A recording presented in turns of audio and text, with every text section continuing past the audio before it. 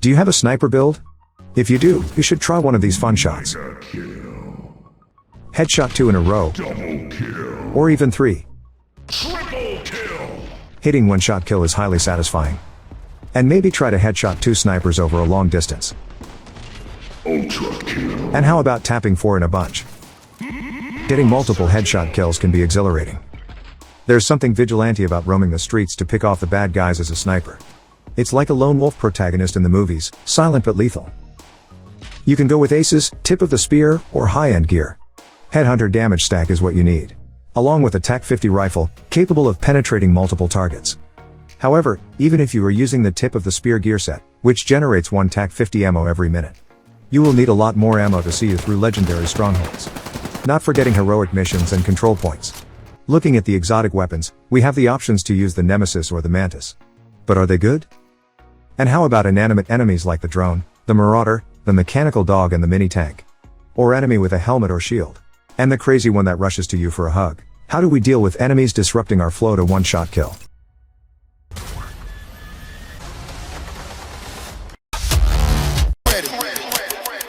Hello, Agent. Welcome back to JumpStart Gaming. I want to make a sniper build, but I am not good at scoring headshot. Then I realize what is wrong all this time. My mouse aim sensitivity was set at 20, so it's too sensitive to make micro adjustment for a headshot. Then I switched it to 5, which is too insensitive. And I have a hard time tracking the movement of the target. In the end, 8 is the sweet spot. What's your mouse aim sensitivity set at? The reason for bringing this up is because our ability to make headshot is critical to using a sniper build. But I also realize that it is a skill that can be learnt, and the right controller setting will get you started. With that out of the way, let's look at the build. The Headhunter talent on the chest piece is the heart of the build. As long as we are making headshot kill, our damage will be amplified. Up to 1250% of our weapon damage. Otherwise, the damage buff from the Headhunter talent will be reset. To manage the Headhunter damage buff, we need to do 3 things. First, we need to inflict enough damage for a one-shot kill. And we need to rebuild the Headhunter stack efficiently when the chain is reset. Most importantly, we need to have a way to deal with those enemies that are resistant to headshot damage. We will be using the sharpshooter specialization because it provides the most perks for a sniper build. We have 15% additional headshot damage, faster target acquisition, the TAC-50 rifle, and after staying in cover for 20 seconds, we will generate 5 marksman and 5 rifle ammo every 10 seconds.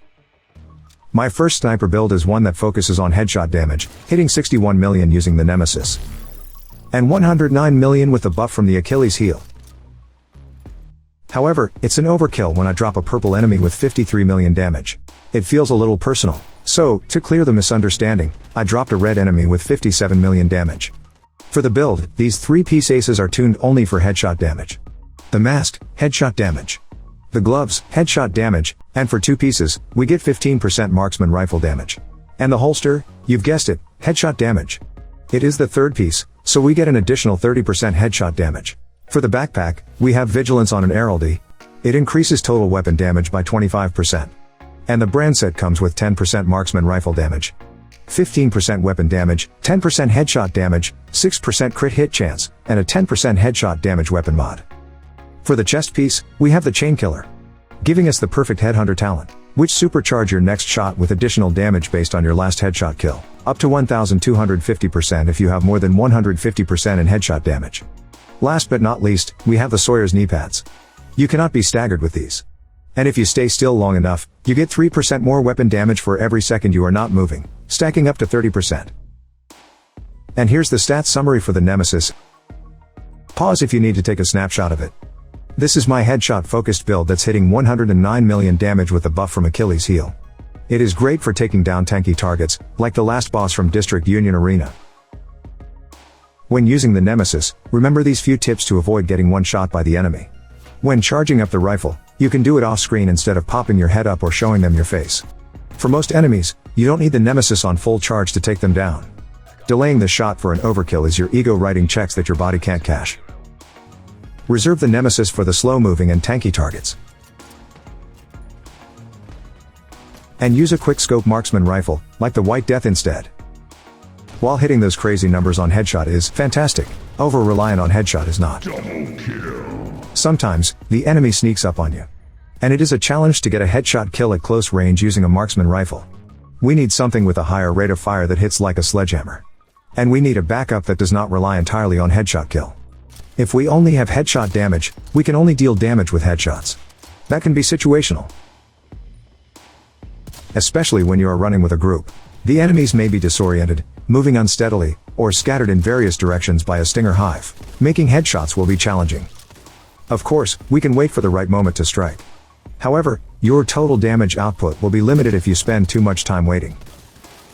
So what can we do when the enemies are being scattered or disoriented? For such a situation, I would recommend swapping to a gun with a higher rate of fire. Like the classic M1A. In addition, we would need to have critical hit damage. With this build, you will be able to do crit hit 2 million damage on body shot, which is powerful enough on its own for most challenges. On top of that, you will be able to use a shield for survivability and proc the headhunter buff when you kill the enemy with a headshot. You will be able to contribute a decent amount of damage when playing in a group. And when the situation requires it, you will be able to destroy the mini tank, the mechanical dog, and the marauder drone with ease. You may be wondering, if we were to put on critical hit damage, wouldn't our headshot damage be adversely impacted? That's a valid concern. To convince me, I took it to test on my favorite legendary stronghold, the District Union Arena. And it took me 2 minutes and 25 seconds to clear the first 3 waves of the District Union Arena. I will be the first to admit, using a sniper build as a first-timer can be challenging. Your survival as a sniper depends on having a decoy, so deploy it before taking the shot. Your first goal is to build up 1 stack to one-shot kill the elite grenadier. And make sure it is a one-shot kill, or you will taste his vengeance. Your second goal is to kill up to 6 enemies to trigger the second wave. For legendary strongholds, if you play it right, you don't need too much healing or armor because you are in cover mostly. The decoy is great for the grenadiers and tanks. Place them in the line of sight for the enemies. And use the Mantis to proc the next decoy with headshot kill. If you can kill the drone controllers before they land, do that and you will thank yourself later. By the way, remember to watch to the end, I have some useful tips for you. The aim for the second wave is to kill the drone controllers. If they survive death in midair, a few of them will rush toward you, the rest will be hiding and sending out drones. Getting headshot kill to reset the decoy cooldown is crucial for your survival. If you've done it right, there are only 2 to 3 drone controllers left to kill. And remember, always put out a decoy first before taking the shot. And stay in cover. If you do not want to waste your headhunter buff on the tank, you can leave them alone as they will self-destruct after all the other enemies are killed. The third wave will arrive after you knocked out most of the human targets. This is the part where you will have to deal with cracking the helmets of the heavies. The good news is, you don't really need the Nemesis or the TAC 50 to crack the helmet. The main focus for this wave is to take down the heavies before killing everything else. You don't want to leave the heavies till the last, because you will need to build up the headhunter stack to crack open the helmet worn by the heavies. Whenever you can, you should have 2 to 3 headshot kills before trying to crack the heavy's helmet with one shot. At this point, I am convinced that diverting stats to critical hit damage does not reduce the efficiency of clearing one of the hardest contents of the game.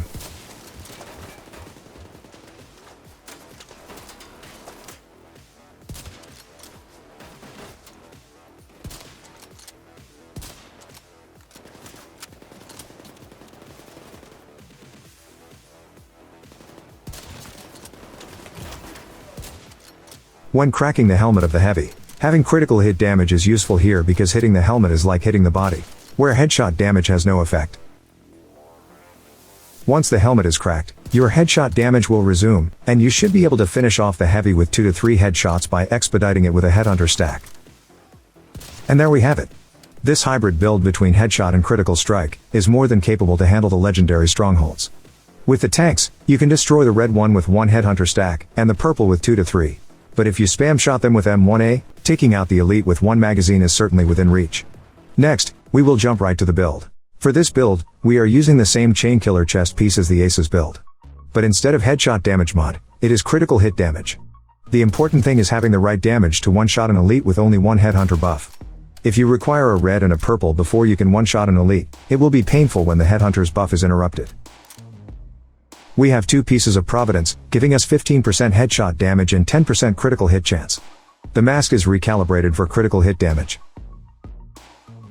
The named backpack, known as the Gift, comes with perfect vigilance. It is also recalibrated for critical hit damage. With perfect vigilance, you get 25% increase in total weapon damage. Taking damage disables the buff for 3 seconds instead of 4. If you need more survivability to take a strategic position, you can swap out the backpack for Adrenaline Rush. And if you are holding on a position, a backpack with Bloodsucker may keep you alive longer. We are using the Contractor's Gloves, mainly for the 8% damage to armor. It is recalibrated for critical hit chance. For the knee pads, we have the Fox's Prayer, which provides 8% damage to target out of cover. And we have critical hit damage on it. When I am with a group, I will swap to the Sawyer's knee pads as the enemy's health scale higher for group. The Sawyer knee pads will boost my damage significantly, reducing the risk of breaking the Headhunter buff. If there's someone providing future initiatives buff or other group damage buff, you are in luck. Otherwise, the Sawyer's knee pads are great. And finally, we have the Araldi holster, which provides us 10% marksman rifle damage, and it is also recalibrated for critical hit damage. In summary, this build gives us 55% crit hit chance, 129% crit hit damage, 211% headshot damage, and 8% damage to armor for the Mantis. The advantage of using the Mantis comes from its talents in plain sight. Essentially, your damage is amplified by 50% for headshot or weak point damage against enemies not targeting you. You will know the enemies are not targeting you when you see the smaller orange circle around their heads. Deploy a decoy if they are targeting you. With the Mantis, headshot kills will reset decoy's cooldown. So remember to deploy the decoy. And if you set the decoy near the drone controllers, the drones may kill them instead. The Mantis is a great sniper rifle that is more practical to use than the Nemesis. However, it is an SRS with a lower base damage, so you will need to remember a few things. 1. Prioritize targets out of cover.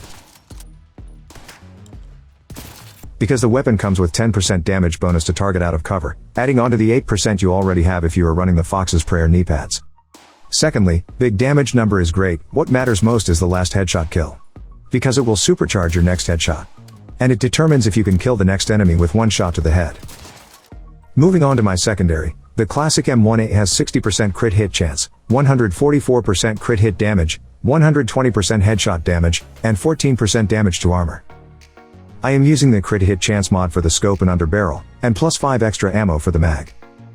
If I use the large scope, the headshot damage will be higher, but I prefer not to, as it is easier to take aim on enemy pushing on me.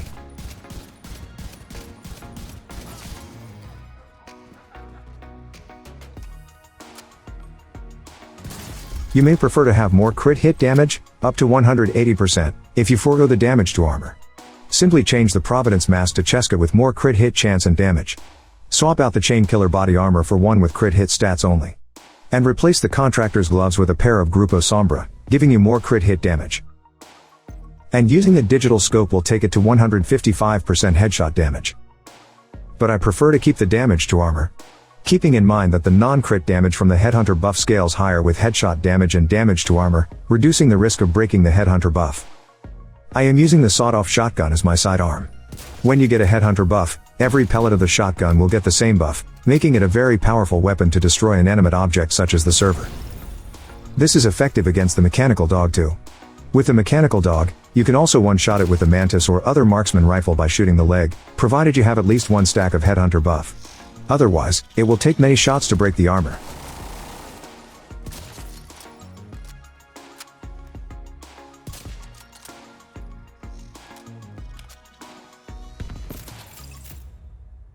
Enemy wearing a helmet is a pain.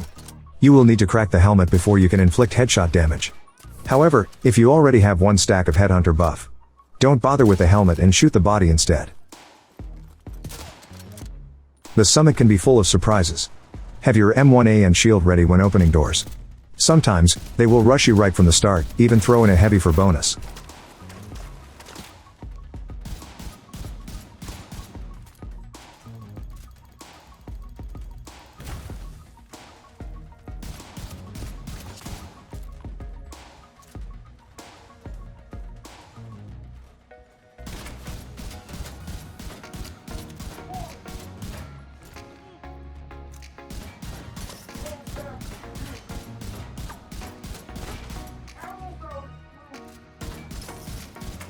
And that's all I have for this video. I hope you enjoy it and find it useful.